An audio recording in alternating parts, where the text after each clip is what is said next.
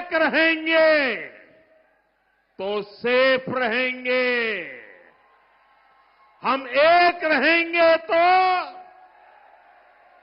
हम एक रहेंगे तो हम एक रहेंगे तो हम एक रहेंगे तो सर्व नांदेडकरांना माझा नमस्कार। मैं मराठवाड़ा की धरती से स्वामी रामानंद तीर्थ और श्री नामदेव जैसे संतों को इस धरती में जन्मे स्वतंत्रता सेनानियों को भी श्रद्धापूर्वक प्रणाम करता हूं। साथियों, आज पूरे महाराष्ट्र में बीजेपी और महायुति के समर्थन में एक लहर चल रही है। आज हर किसी की जुबान पर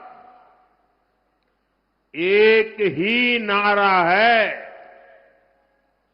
भाजपा महायुति आहे तर गती आहे, महाराष्ट्राची प्रगती आहे। ये सज्जन कुछ फोटो लेके आए हैं, ये फोटो ले लीजिए भाई। मुझे देने के लिए लाए हैं कि दिखाने के लिए लाए हैं? देने के लिए लाए। जरा सिक्योरिटी के लोग वो फोटो ले लीजिए, मुझे पहुंच जाएगा। मैं आपका आभारी हूं। हां, दे दीजिए इनको।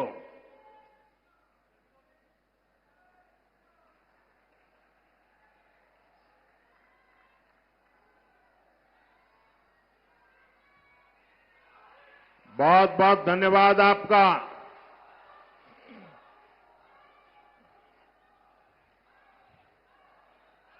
साथियों,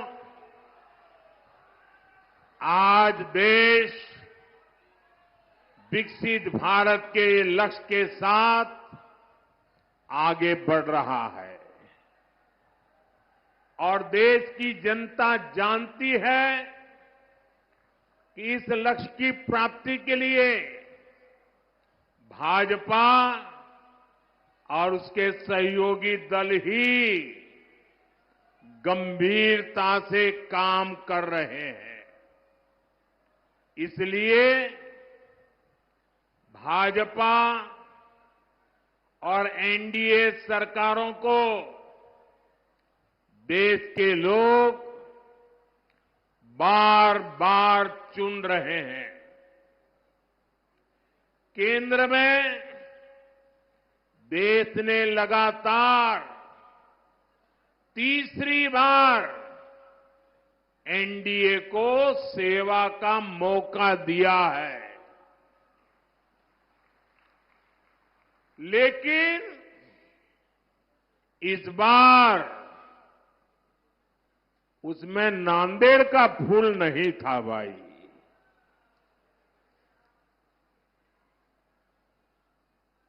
क्या इस बार नांदेड़ का फूल भी पहुंचेगा दिल्ली? पक्का पहुंचेगा। देखिए, आज मैं डबल ड्यूटी कर रहा हूं। एक तो मैं मोदी के लिए भी मदद मांग रहा हूं और दूसरा महाराष्ट्र के उज्जवल भविष्य के लिए भी आपसे आशीर्वाद मांगता हूं।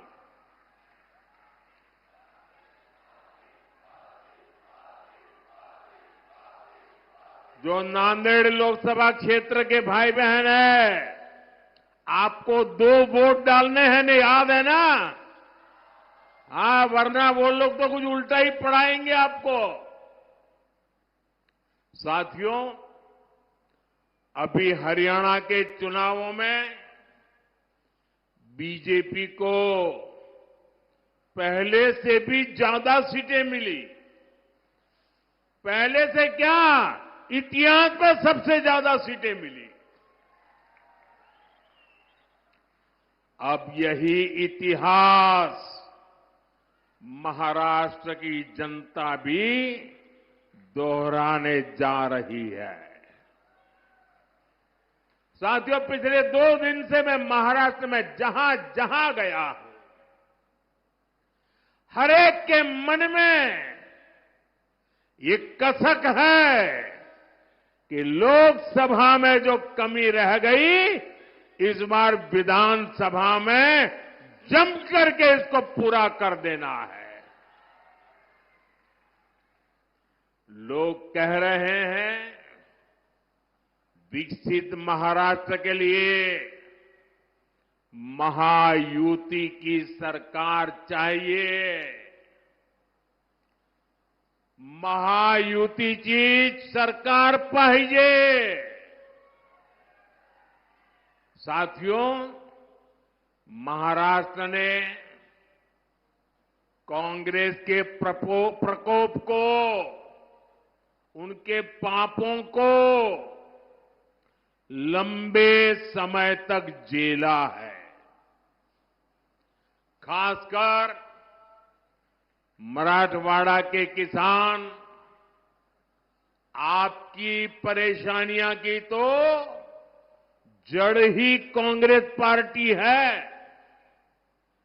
कांग्रेस सरकारों ने कभी यहां के किसानों के सुख दुख की परवाह नहीं की। साथियों, पिछले 10 वर्षों में मराठवाड़ा को सूखे की समस्या से मुक्ति दिलाने के लिए कई कदम उठाए गए हैं। महायुति सरकार ने पश्चिमी बैतरणी और उल्लास सब बेसिन से पानी लाने का फैसला किया है। दमनगंगा, बैतरणी, गोदावरी रिवर लिंक योजना से भी मराठवाड़ा को लाभ होगा। मराठवाड़ा में 11 सिंचाई योजनाओं को मंजूरी दे दी गई है। इस क्षेत्र की सिंचाई की समस्या दूर करने के लिए मराठवाड़ा वाटर ग्रिड परियोजना शुरू की गई थी, लेकिन जब महाअगाड़ी की सरकार आई तो उसने इस पर रोक लगा दी। अब महायुति की सरकार ने इसे दोबारा गति दी है। साथियों, किसानों की हित ये हमारी सबसे बड़ी प्राथमिकता है। महाराष्ट्र के 1.25 करोड़ से ज्यादा किसानों को पीएम किसान सम्मान निधि का फायदा मिला है। नांदेड़ में 5 लाख से ज्यादा किसानों के खाते में, मैं सिर्फ नांदेड़ की बात कर रहा हूं, लगभग 1,500 करोड़ रुपए भेजे हैं। ये कुछ नौजवान लेके आया है बड़ा प्यार से, भाई कब से हाथ ऊपर करके खड़ा है, उसका हाथ थक जाएगा, जरा ले लीजिए। धन्यवाद भैया आपके प्यार के लिए। ये आपका प्यार ही मेरी ताकत है भाई। साथियों, यहां के सोयाबीन किसानों को संकट से उबारने के लिए आर्थिक सहायता भी दी गई है। साथियों, पिछले 2.5 वर्षों में मराठवाड़ क्षेत्र में 80,000 करोड़ रुपए का निवेश हुआ है। इससे रोजगार के हजारों नए अवसर तैयार हुए हैं। दिल्ली मुंबई इंडस्ट्रियल कॉरिडोर इस क्षेत्र को नई पहचान दे रहा है। रेल कोच फैक्ट्री और लॉजिस्टिक पार्क ने यहां विकास के नए द्वार खोले हैं। समृद्धि महामार्ग से इस क्षेत्र की प्रगति को नई रफ्तार मिली है। नांदेड़ से गुजरने वाले शक्तिपीठ एक्सप्रेसवे से पूरे मराठवाड़ की अर्थव्यवस्था को नई ऊंचाई मिलेगी। नांदेड़ से दिल्ली और आदमपुर के लिए विमान सेवाएं शुरू हो गई है। जल्द ही हमारे सिख भाइयों को यहां से अमृतसर तक की यात्रा विमान से करने की सुविधा भी मिलने वाली है। साथियों, पिछले 10 वर्षों में हमारी सरकार की ज्यादातर योजनाओं के केंद्र में नारी शक्ति रही है। जिस परिवार को पीएम आवास योजना के तहत घर मिल रहा है, जिस घर में नया शौचालय बन रहा है, जहां पहली बार बिजली और पानी का कनेक्शन पहुंच रहा है, जिस रसोई में पहली बार गैस सिलेंडर पर खाना बन रहा है, वहां घर की महिला सदस्य को ही सबसे ज्यादा सुविधा हो रही है। मैं जरा माताओं बहनों को पूछता हूं, मैं सही बोल रहा हूं? हो रहा है कि नहीं हो रहा है? देखिए, माताएं बहनें उमंग और उत्साह से आशीर्वाद दे रही है। आज हमारे गांव की बहनें ड्रोन दीदी बनकर एक सीजन में लाखों रुपये कमा रही है। हम 3 करोड़ महिलाओं को लखपति दीदी बनाने के मिशन में जुटे हैं।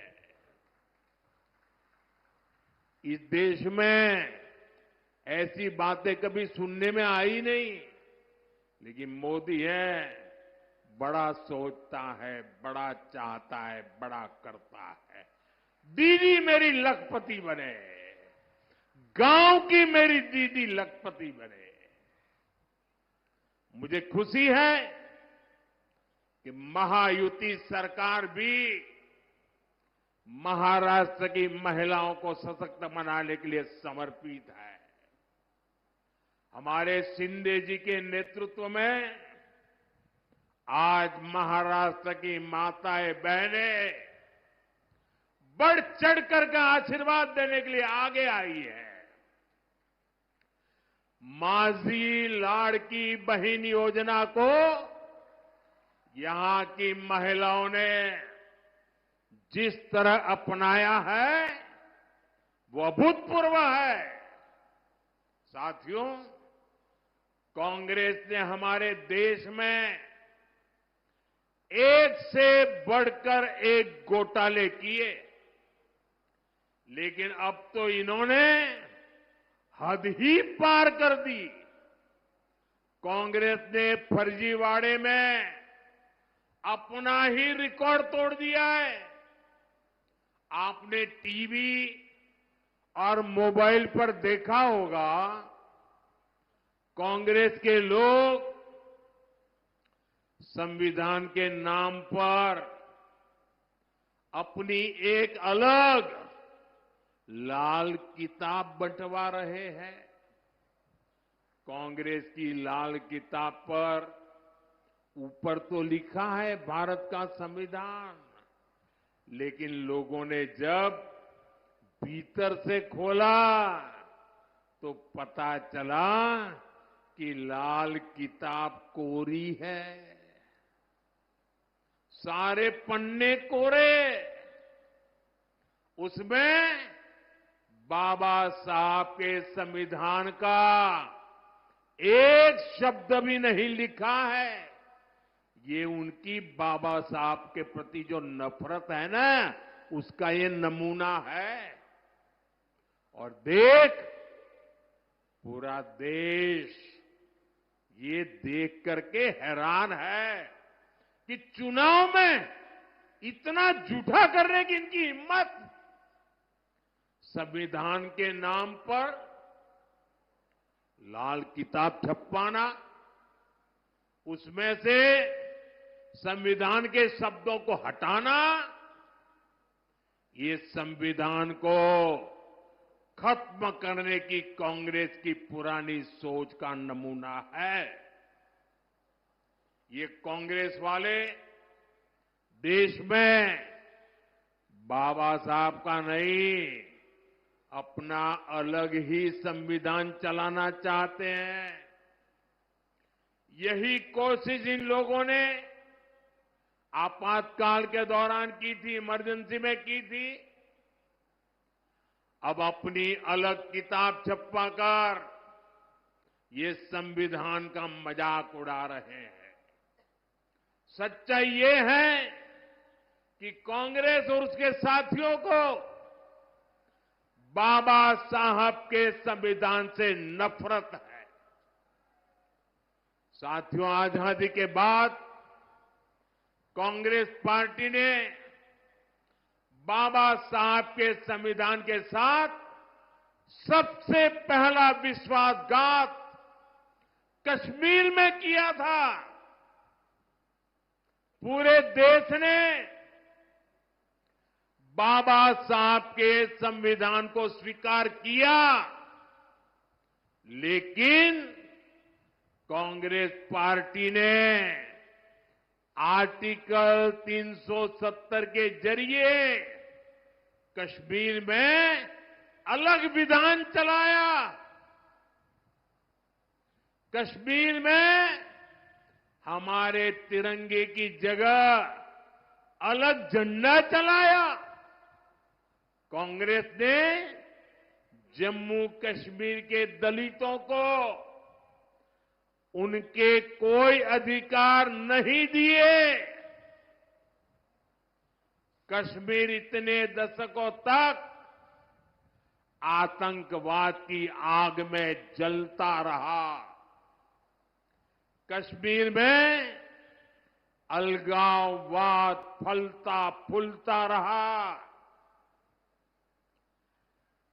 देश को पता भी नहीं चलने दिया। इस देश में 75 साल तक 2 संविधान चले और बाबा साहब के संविधान की बातें करते हैं। क्या बाबा साहब आंबेडकर का संविधान जम्मू कश्मीर में लागू होना चाहिए था कि नहीं होना चाहिए था? उन्होंने नहीं लागू होने दिया। 370 की दीवार बनाई थी। और जब मोदी आया, दशकों के इंतजार के बाद हमने कश्मीर को आर्टिकल 370 की जकड़ से आजाद करवाया।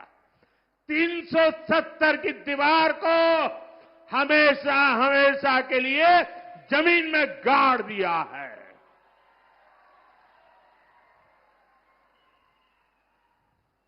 मैं नांदेड़ के मेरे देशभक्तों से पूछना चाहता हूं, आप बताइए 370 खत्म होने से आप खुश हैं?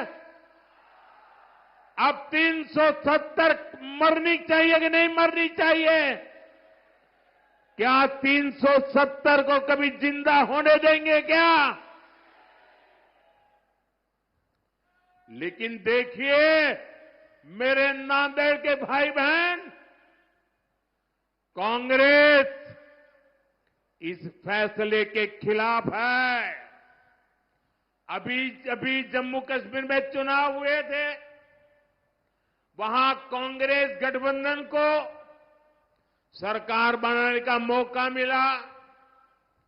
सरकार बनाते ही जैसे ही ये लोग विधानसभा में गए, इन्होंने 370 को फिर से लागू करने का प्रस्ताव पास कर दिया।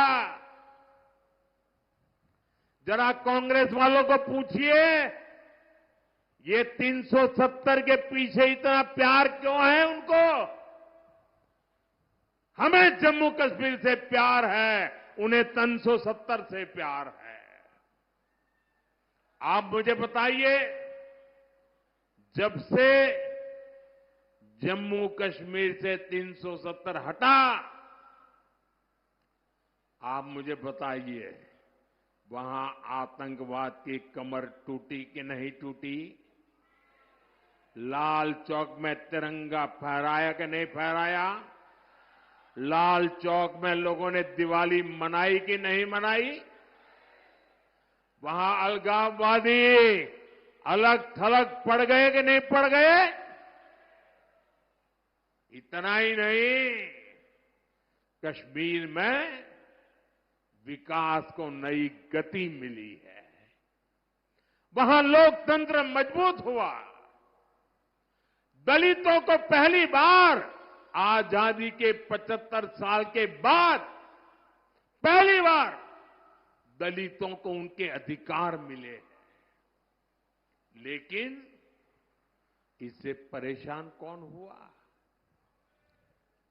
सबसे ज्यादा परेशान हुआ पाकिस्तान, और दूसरा कांग्रेस और उसके साथी। अब तक पाकिस्तान पूरी दुनिया में घूम घूम कर 370 बहाल करने की मांग कर रहा था। कोई उसकी सुनने वाला नहीं था। लेकिन अब कांग्रेस ने पाकिस्तान का एजेंडा जम्मू कश्मीर विधानसभा के भीतर चला दिया है। क्या कोई भी देशभक्त, कोई भी मेरा मराठी मानुस ऐसी कांग्रेस को माफ कर सकता है क्या? मुझे पूरी ताकत से हाथ ऊपर करके जवाब दीजिए। ऐसी कांग्रेस को माफ कर सकते हैं क्या? ऐसी कांग्रेस को माफ कर सकते हैं क्या? ऐसी कांग्रेस को सजा दोगे कि नहीं दोगे? इस चुनाव में उनको पराजित करोगे कि नहीं करोगे? उनको सबक सिखाओगे कि नहीं सिखाओगे? कांग्रेस वाले जरा देख लो, ये महाराष्ट्र के स्वाभिमानियों की धरती है। महाराष्ट्र ये देश पर मर मिटने वालों की धरती है। जो लोग राजनीति के लिए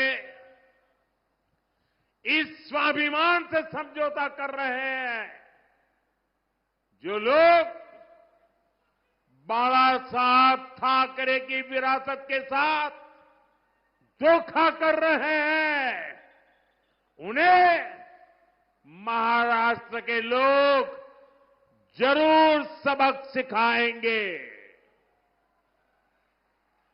साथियों, बीते कुछ दशकों से देश में कांग्रेस का जनाधार लगातार तार तार हो रहा है, कम हो रहा है।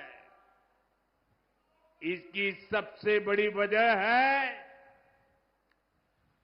एससी समाज की एकजुटता, दलित समाज की एकजुटता, एसटी समाज की एकजुटता, आदिवासी समाज की एकजुटता, ओबीसी समाज की एकजुटता। आजादी के बाद जब तक एससी, एसटी, ओबीसी अलग अलग जातियों में बटे रहे, कांग्रेस मजबूत रही, केंद्र में सरकार बनाती रही। कांग्रेस की राजनीति को सूट करता है कि ओबीसी समाज की जातियां आपस में लड़ती रहे। कांग्रेस को ये बर्दाश्त नहीं हो रहा है कि पिछले 10 वर्षों से देश में एक ओबीसी प्रधानमंत्री है, वो सबको साथ लेकर चल रहा है। इसलिए वो ओबीसी की पहचान खत्म करके अलग अलग जातियों में बांटने का खेल खेल रही है।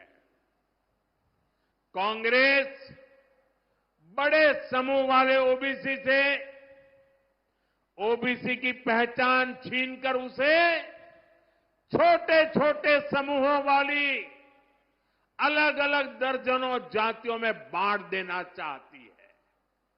इसलिए यहां नांदेड़ में कांग्रेस माली को वाणी से लड़ाना चाहती है, तांबोली को कुंभार से लड़ाना चाहती है। कांग्रेस सुतार को सुनार से लड़ाना चाहती है, कांग्रेस को मणेरी से लड़ाना चाहती है, तेली को पांचाल से भिड़ाना चाहती है।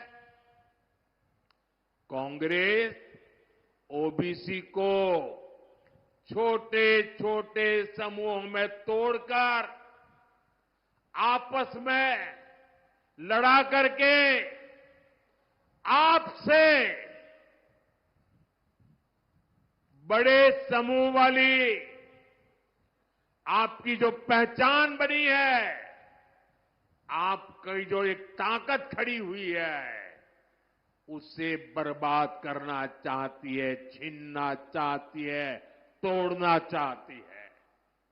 आप याद रखिए, जब आप अलग अलग जाति में बटेंगे तो आपकी संख्या कम होगी, फिर कांग्रेस वाले आपका आरक्षण आपसे छीनेंगे। यही कोशिश नेहरू जी से लेकर राजीव गांधी तक सबने की थी।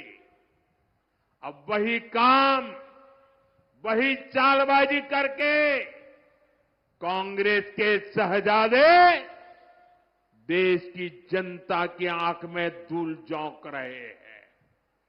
उनका मकसद यही है, और इसलिए मैं देशवासियों को कहता हूं, समाज को तोड़ने वाली इनकी प्रवृत्तियों से सावधान रहना है। हम एक रहेंगे तो सेफ रहेंगे, हम एक रहेंगे तो हम एक रहेंगे तो हम एक रहेंगे तो हम एक रहेंगे तो साथियों, विकसित भारत तभी संभव है जब महाराष्ट्र विकसित होगा, महाराष्ट्र का हर परिवार समृद्ध होगा। केंद्र और महायुति की सरकार आपके सपनों को पूरा करने में जुटी है। महायुति के उम्मीदवारों को भारी बहुमत से जिताकर आप अपने भविष्य को सुरक्षित करेंगे। आपने आज हम सब पर इतनी बड़ी तादाद में आकर के जो आशीर्वाद बरसाया है, मैं नांदेड़ की धरती का, नांदेड़ के लोगों का, इस पूरे क्षेत्र के लोगों का सर झुका करके आभार व्यक्त करता हूं।